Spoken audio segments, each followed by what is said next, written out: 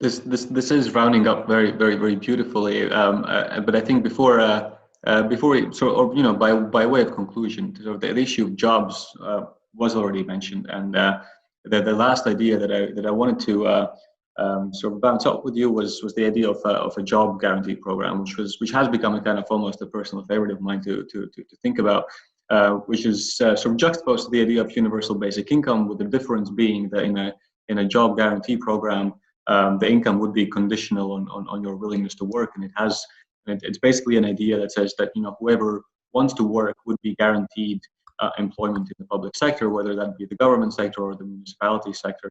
And that was an idea which received this kind of extra energy, or these additional impulses this year due to the pandemic, when we saw the unemployment levels, especially in the US, skyrocket.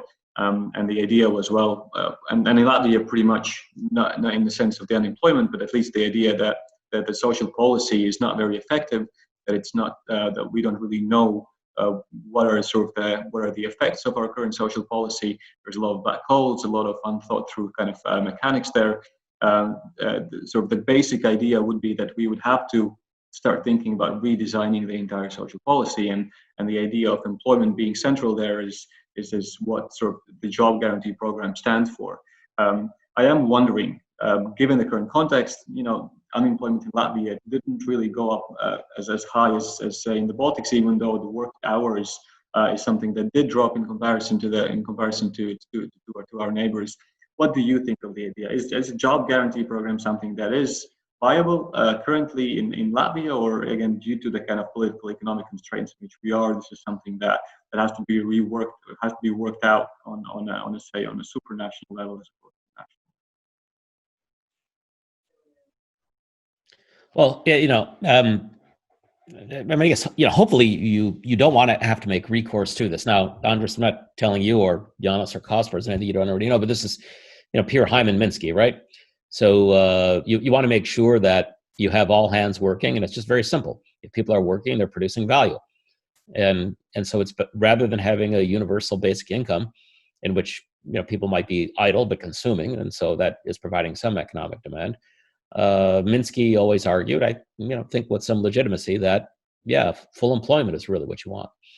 And so and Martin Luther King, by the way, in the United States also argued the same thing, that having the government as an employer of last resort, which means that they would have to be employed at a lower wage than what the private market is offering, is best for everyone. There's lots of social needs, whether it's cleaning up parks, improving neighborhoods, etc. The only downside of it is that it does come with a cost. So one could think of it as reducing costs in the long term, because you're keeping people ready for the job market in terms of their habits, getting up at a certain time, going somewhere every day reliably, and just being ready to insert into the private job market as well, should circumstances ever permit their entry. But it does cost more than just giving people money.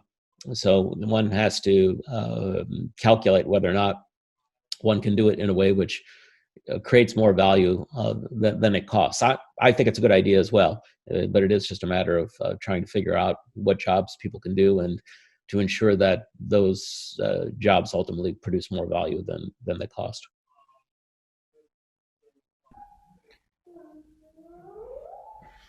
In my opinion, the job guarantee makes sense if you pay people reasonable wages.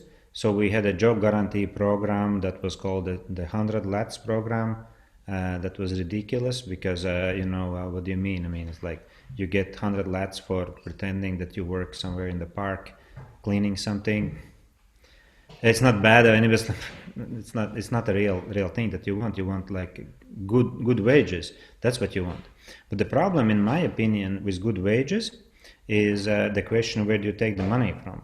And if you are a currency issuing country, like what Latvia used to be when we had lots, or where United States is, or Australia is, or Switzerland is, then you can simply issue the currency with which you employ the people, and then the people work, and it doesn't kind of cost anything to run an economy like that.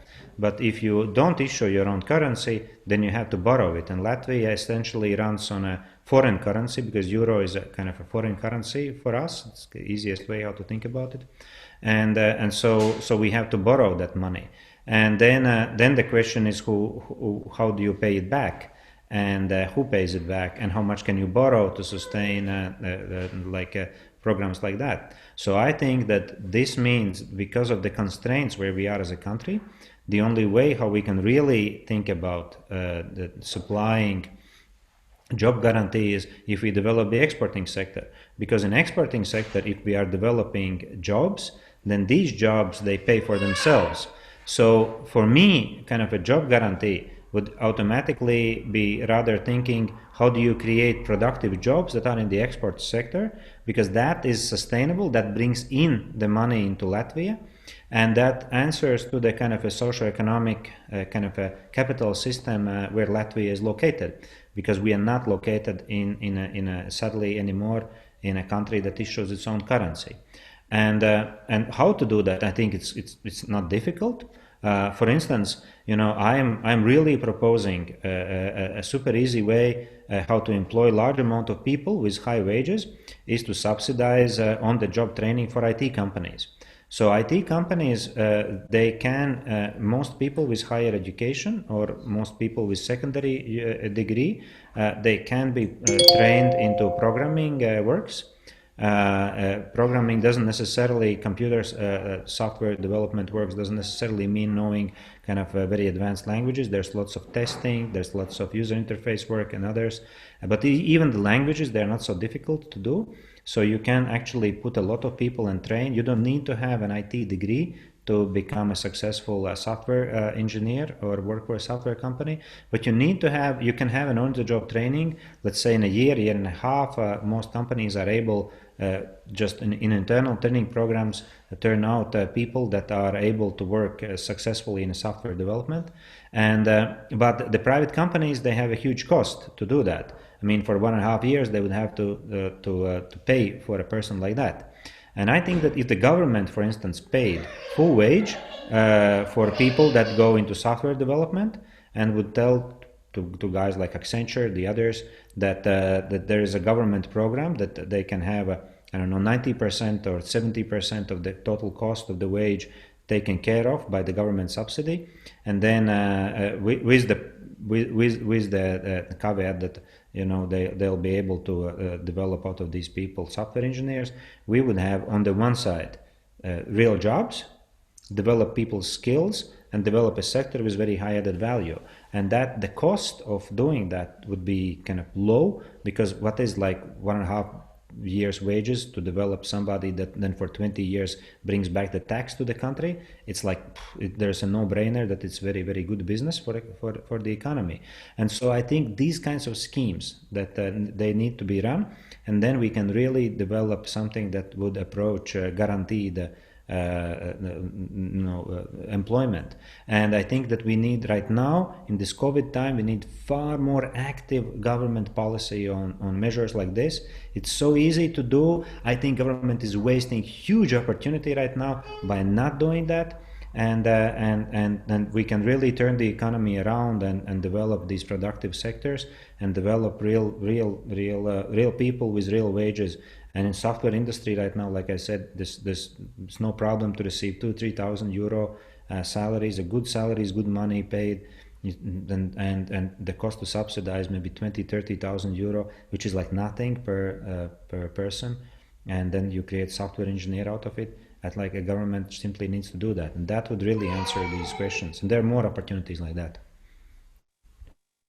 Just to continue Yannis' thought, it is quite clear that this kind of on-the-job training extremely extensively used in the Nordics. I remember also in the end of 2000s during the crisis, there was a lot of, instead of firing people, government simply subsidized those workplaces as on-the-job training schemes, but essentially those were guaranteed jobs because the government knew that ultimately these people are anyways coming on unemployment insurance, then better to retrain these people on the job in the private sector, and this is a wonderful option, and in my view a subset of a job guarantee scheme. But also very importantly, maybe in the wider context, a job guarantee does not necessarily have to be a net cost to the society, especially in the kind of medium long term, because of course all of the social ills that the unemployment creates bears a cost on the society. Anything ranging from an outright emigration, which Latvia has of course seen in scores and hundreds of thousands, to different social ills, to crime, to excess cost in the healthcare industry. So at the end of the day, it's still a cost on the society. And I agree here with Minsky and post-Keynesians that full employment should be the ultimate goal, ultimate macroeconomic goal, because of course all of the benefit that employment creates and all of the ills that unemployment creates. And in Latvia, of course, we don't have a uniform situation when it comes to unemployment. I mean, there's very little unemployment usually in and around Riga, but at the same time, Latgale is always in high double digits, with very high rates of these negative externalities of unemployment. So Latgale could definitely be a platform, certainly not the mockery, Jānis, that you mentioned about the 100 Lats program, which really put a bad name to the whole idea of a job guarantee, but maybe Latgale, which is further behind the rest of the Latvian economy in terms of competitiveness employment rates. Maybe there is a possibility, but also combining perhaps that with maybe creating these jobs with the existing private companies on the job training schemes, in addition to what Jeff alluded to, public works, in terms of caring for the environment, caring for the community, for the people. A lot of the work that's already happening already today in a hidden fashion. That's one of the reasons why I dislike the term taxpayers, because it's an exclusive term which excludes people which are maybe not receiving taxed salaries, but at the same time they're doing valuable jobs for the economy. I mean, grandmothers looking after their grandchildren, or parents parenting children, or any other, or maybe unemployed people helping around the home in an agricultural farm or something like that. And in some of the kind of non-Riga environments, these are very real jobs which are underappreciated by the society, because unfortunately in the kind of generation brought up by shock therapy, unemployment is often stigmatized. I mean, it's a very individualistic interpretation of the causes of unemployment, that people are lazy, that people don't have the willingness, that people are untalented, that people will never change. And I think that's completely contrary to a more progressive idea that employment for those who are able and willing to work is the main goal. And then clearly we have the possibility, even now during the COVID times. I absolutely agree with Jānis that we are wasting time. Even simpler things, not going so far as to have on-the-job training. That's super important, but difficult for Latvia at this stage. But at least vouchers for online training, so that people could use this time to maybe acquire some new skills, including with EU funding being injected. But at the end of the day, I would love to see Latvia, being on a more progressive path of viewing full employment as the macroeconomic goal, unlike false goals like budget deficits or government debt rates, or even inflation if taken as a standalone measure.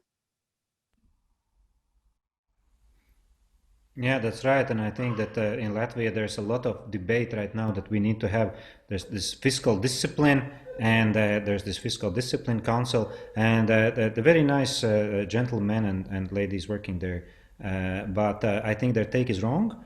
In that they are only looking at a kind of a balance of the budget, but they are not looking if the money is invested or if it is simply spent. So that angle is missing from their reports and their thinking, and that is fundamentally totally wrong.